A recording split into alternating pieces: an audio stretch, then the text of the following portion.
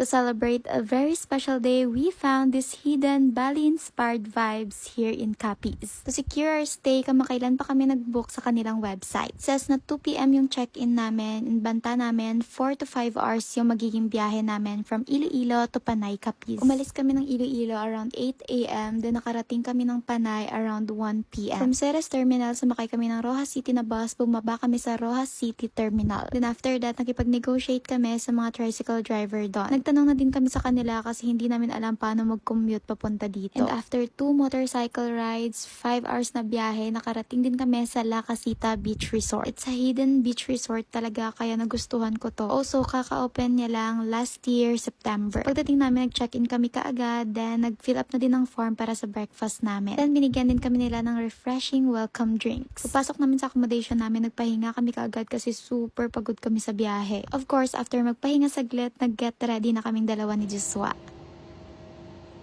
Yan, dyan ka. Okay. Lagit sa'yo ka sabay sa ako niya, love. After struggling for half an hour sa buhok ko lang, dumiretso na kami dito sa kanilang restaurant para kumain ng aming lunch. Actually, hindi pa kami nakapag-breakfast, kaya nalpasan talaga kami ng gutom dyan. Buti na lang masarap yung pagkain nila, which is yung lechon kawali na in-order namin, and of course, ang mango shake nila. Nakita ko kung gaano kaganda yung picture sa page nila, pero grabe, napakaganda pa talaga in person. So, I think this deserves a property tour. We just got upgraded, so from standard casita, andito na kami ngayon sa poolside casita. Actually, this one is perfect for families. Napaka-spacious niya and can accommodate 5 to 6 guests. The vibe feels homey, kaya perfect din if may mga kids kayo. And of course, right pagkalabas ninyo, andyan na kaagad yung pool. You can just jump out of your bed and swim. Of course, poolside casita is perfect, pero yung ibang rooms din nila is napakaganda din. Standard casita and deluxe casita is quite similar. Yung pinagkakaiba lang ni deluxe casita is meron siyang backyard, which is napakaganda tumambay, especially at night. After that, chinek din namin ang honeymoon casita. This one is built talaga for couples. The main character here is their bathtub na place sa backyard. This one's add to the mood talaga, kaya it's perfect for couple who wants quality time. Outside the casita's room, meron ding available na tent. It's facing the Sibuyan Sea where you can witness the rising sun. After the tour, mas na in love pa talaga kami dito sa place na to. It's definitely worth it talaga, hindi lang sa rooms nila, pati na din sa mga amenities nila. Aside from their swimming pool, meron din silang game room. Here, pwede kayong maglaro ng billiard for free and dart games. Marami ding books and other games sa resto nila, kaya hindi ka talaga mabobore dito.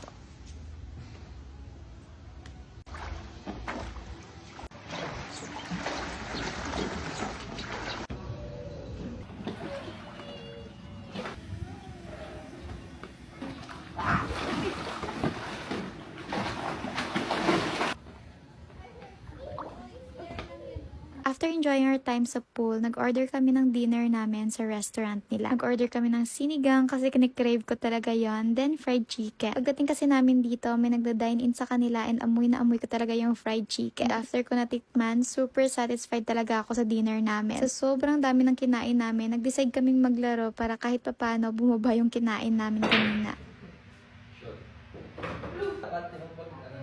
After that, in-inform kami ng staffs nila na magsa-start na daw yung bonfire. Yes, merong bonfire dito and it's my first time, kaya super excited ko. If you know me, I love warmth and ayaw ko nga sa mga may aircon na lugar. And that is why na-enjoy ko talaga yung time dito habang nagtutok kami ni Josh. After that, niyaya ko si Joshua na mag-stargazing kami. Because sa taas ng game room, meron ditong place where you can stargaze and napakaganda ng view dito. Hindi man capture ng camera ko, pero grabe, napaka-breathtaking niya. And of course, napakaganda mag-late night talks dito, especially it's our 3rd anniversary ni Joshua. Ang saya lang pag-usapan how we got together nung high school pa kami. And of course, paano namin nalampasan yung mga pagsubo. 10 p.m. pa, kino-close itong swimming pool, kaya marami pang time si Joshua para mag-swimming bago kami matulog. O hindi na ako nag-join sa kanya kasi pagod na talaga ako from our biyahe kanina.